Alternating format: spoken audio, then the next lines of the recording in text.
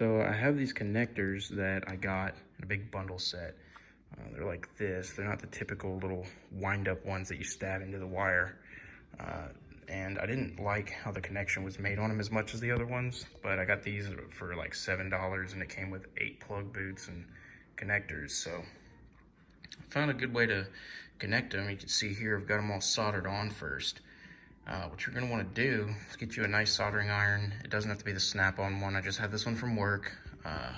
Just get you one that gets pretty hot. I know they make the Craftsman one was real nice, but anyway, soldering 101, heat up the metal and then use the metal to melt the solder. Don't use the soldering iron to melt it because it'll adhere to the metal if you get the metal hot enough to melt it. After you do that, put a little bit of solder on the wire itself too, so it'll focus. After you strip your ends, and then put it in and solder it down.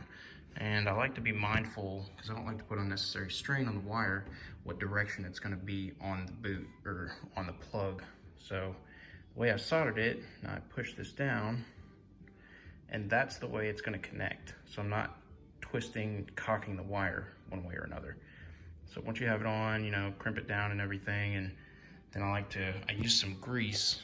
Put some grease on the end of the wire where this little boot is once it's crimped down, and it slides real easy into here.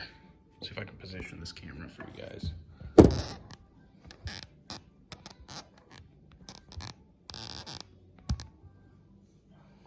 So you got your connector.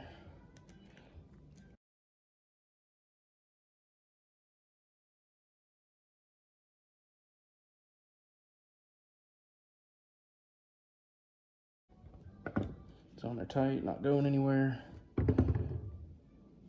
Grease it up real nice.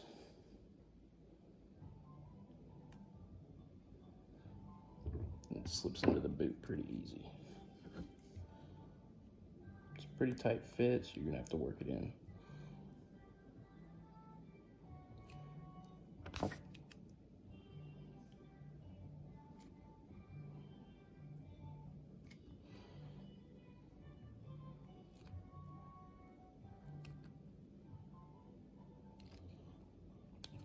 Make sure it's all the way in. You can see the connector at the bottom, and we're done.